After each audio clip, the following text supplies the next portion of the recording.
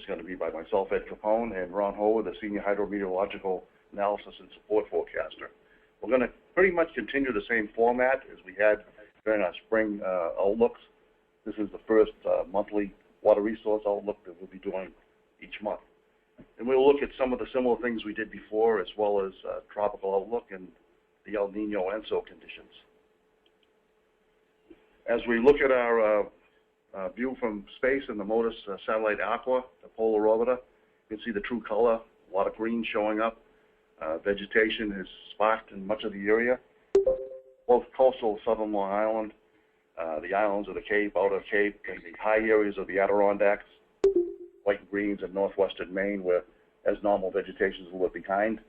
Evapotranspiration is about 0.1 inches per day from our Penman equation and from Koparaz evapotranspiration sites. We look at the Northeast River Forecast Center service area. We did have the big snows. We got very little flooding this spring. The map on the left shows a 10-day period in mid-April. We normally have plenty of snow melt from the north with just a few areas, widely scattered areas, isolated of minor flooding. You had minor flooding to maybe a foot over minor flood stage this year. You see the major flooding there up in eastern Maine at Washburn due to ice jamming. We did have some ice jamming in the Buffalo Creeks, the Mohawk River near Schenectady, and some of the rivers in Maine.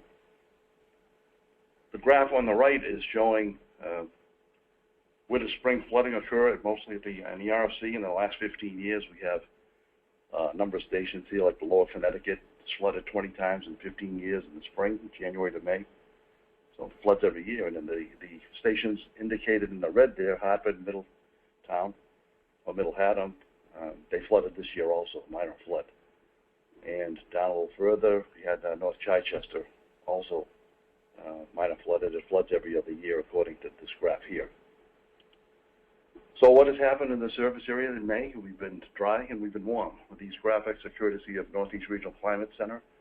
And the upper left is showing the precip deficit we've had, a quarter to a half inch if we're lucky in eastern southern New England. It's been a little wetter out in the western part of the Mohawk and part of the Finger Lakes area. Center graphic is showing, how much percent of normal, 25 to 50% of normal, if we're lucky.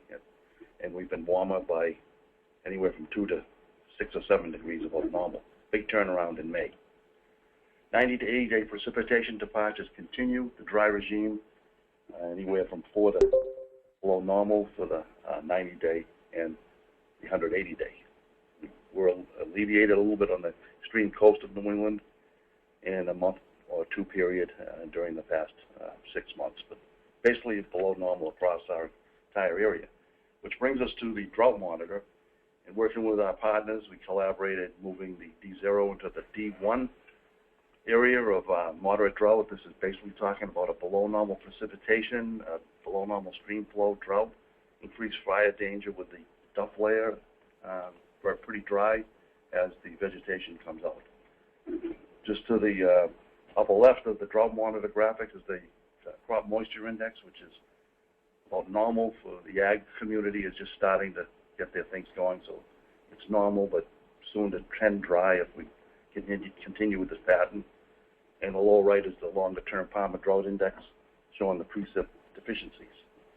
So as I mentioned, the partners have shifted into the drought D1 moderate drought mode for this precipitation anomaly.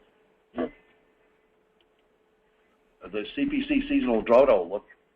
Although there is not a clear climate anomaly signaling favoring below normal precipitation for the Northeast, current conditions are likely to continue to degrade as evapotranspiration increases during the summer months.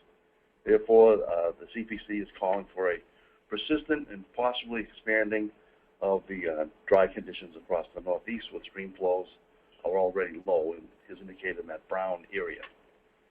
From the USGS real-time stream flow conditions, of course, we see a blob of red over central southern New England, indicating below normal stream flows. I've highlighted Massachusetts and Connecticut, where we're below the 10 percentile, much below normal in much of the area, with many record lows for the date in stream flow. So this is the time of year where you normally come off our high seasonal flows, and we're already in May pretty low. USGS current groundwater conditions, the slow melt helped the eastern New England groundwater gauges to kind of remain in a normal regime. But as you head inland through Massachusetts and into New York, as you can see with the map and the connectivity graph on the right, in April we came up to about normal. It's connecting in the groundwater category, but pretty much below the record here as we go into later May. Soil moisture conditions at the Water Center, National Water Center last week. We were looking at a couple of newer models that are being tested, and these are run daily based on 28 years of climatology, and they show the millimeter departure from anomaly of the total soil column down to 4 meters, or you can look at the top 1 meter. But the soils are drying out pretty quickly. You can do some looping of this in the last 2 weeks to look at the data. These are the new gridded soil moisture products. Water supply lake levels, New York City system is about normal, which it should be after the snow melt got them out of the deficit of 20% below normal to just about normal now. Quabbin and Situate, Boston and Providence's water supply about normal, and Lake Champlain, we're right about normal here in late May at around just under 98, 97 feet. Our short-term forecast, deterministic forecast, of course, we have nothing going to flood stage, and as systems come in, you can look at the 3 to 7 day Met model ensemble forecast to see what the models are saying as far as precip temperature, and calling it in the hydrologic models, see if we get any potential for higher flood levels or flood stages, but there's nothing here showing up. And Ron, senior HAS forecaster, will take this portion. Okay, good morning, everybody. Most of you know me. I'm Ron Horwood. I am the senior HAS forecaster here, and I came in this morning for my first of several shifts working the QPF weather side of the house. The image on the left was our 48-hour QPF issued this morning.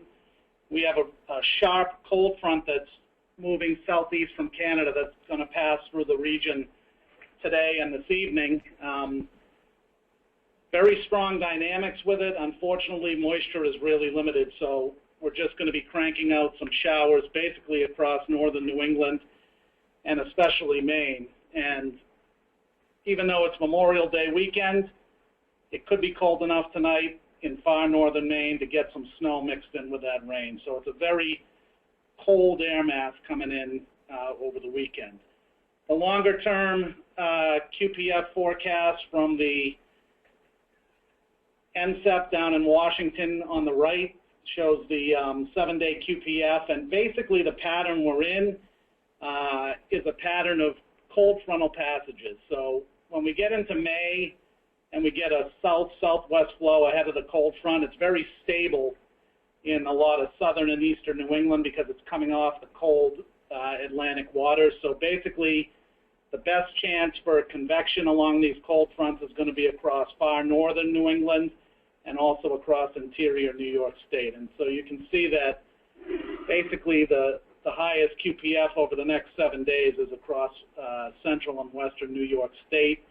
And even there, it's pretty light, only around an inch. So no widespread heavy rains are seen over the next week to 10 days. I will mention that some of the models have been showing a subtropical type system out about a week to 10 days out, but they're all over the place with it. So if you hear anything about that on the news or anything, it is something we're looking at. It's coming out from the eastern Atlantic, but we're just going to have to monitor it right now. The 6 to 10 and 8 to 14 day outlooks, dry. Actually, the top, warmer than normal. Pretty strong signals. We have a big East Coast ridge building, so we're going to have basically a southwest flow. And with the drought conditions in place, that should really even help it warm up to higher temperature levels during the day. The only place that might be actually cooler than this is along the coast, because we're going to, again, at the south coast of New England and probably far down East Maine, is going to get a lot of southwesterlies, which can be kind of bone-chilling this time of year. The longer range guidance from headquarters down in Washington is calling for at least precipitation to approach, if not get a little bit above normal, but probably especially across far western New York State, as I mentioned, where conditions are most favorable for convection in this type of weather pattern. Looking ahead to June, the temperature forecast continuing to show an enhanced probability for warmer than normal temperatures hugging the East Coast.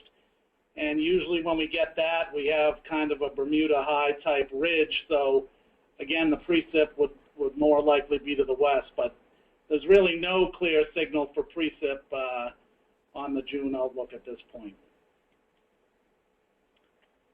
I'll let Ed handle this one. Yeah, one of the things we thought we'd look at this season is the climate forcing model of 2 weeks.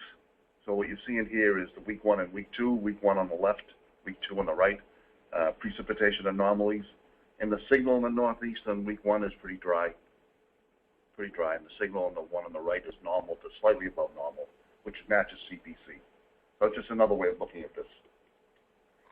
I also wanted to include the evolution of the El Nino, the ENSO. As of this week, all 4 phases, 1 and 2, 3, 3 and 4, and 4, are anywhere from 1 to 2.1 degree above C. And you can see the trend here is the El Nino getting stronger through this whole range from just off of the west coast of South America into past the date line.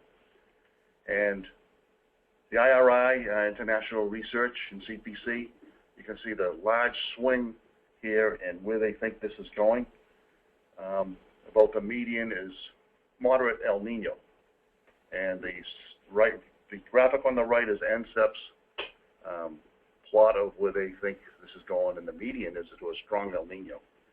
And why is this a concern for us is because we really think it affects the northeastern U.S. seasonal precipitation. We'll look at March 2010 as a moderate to moderately strong El Nino. So with people at UCAR, Dave Valley, and myself are looking at precip data and all the past moderate to strong El Ninos to see what that suggests as a seasonal type heavy precip event, anywhere from late fall into the spring.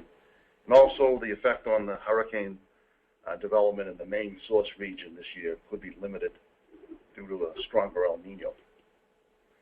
And as Ron was talking about earlier, at this time of year we also look at the sea surface temperatures, and they're still pretty chilly around New England after the winter, anywhere from upper 40s to low 50s south of New England to low to mid 40s east of New England.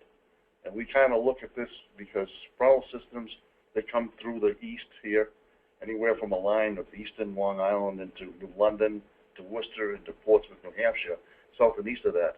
This marine effect usually knocks the strength of the storms down. We kind of lose out on precipitation here. We'll see how that goes this year. The temperatures have increased and are closer to normal, but still pretty cool. So I'll come back here. This is the surface forecast map for the 25th of May, later this weekend. And as you can see, we have a large area of high pressure covering much of the Atlantic, ridging back toward the Carolina coast. Almost kind of like a Bermuda high, not quite, but in any event, that's causing a lot of southwesterlies, and the main thrust of deep precip is going to be coming up through the Mississippi River Valley, so well to our west. And this is the accompanying 500 millibar chart.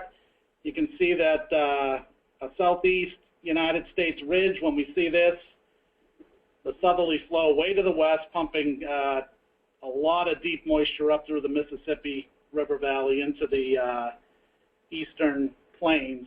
But our flow is kind of dry and almost kind of like a wintertime flow with a fast jet stream going from west-northwest to east-southeast across southeastern Canada. Further on out, looking toward the 31st of May, which would be a week from Sunday. There's where the hope for some precip may come into play. We'll see how it pans out. We got a kind of a projection of perhaps a stalled frontal system lying near the south coast of New England. So if we can get some moisture pooling along that front, perhaps we can get some showers. But the QPF, even in there, is not that great. And again, fronts moving into southern New England, unless they really stall and you can get a good southerly feed into them, tend to be pretty dry this time of year. And the accompanying upper level flow during that time period, again, a large upper level low is across northern Labrador and south of Greenland, and the basic 500 millibar flow is out of the west-northwest into northern New England. To get really good precip, we'd like to see a lot more southerly flow at 500 coming up toward the region. So I'm not overly impressed with the chances for significant precipitation over the next week to 10 days, to say the least. That's it for the briefing, and thank you for bearing with us during the time we had some technical difficulties. And any questions from anyone?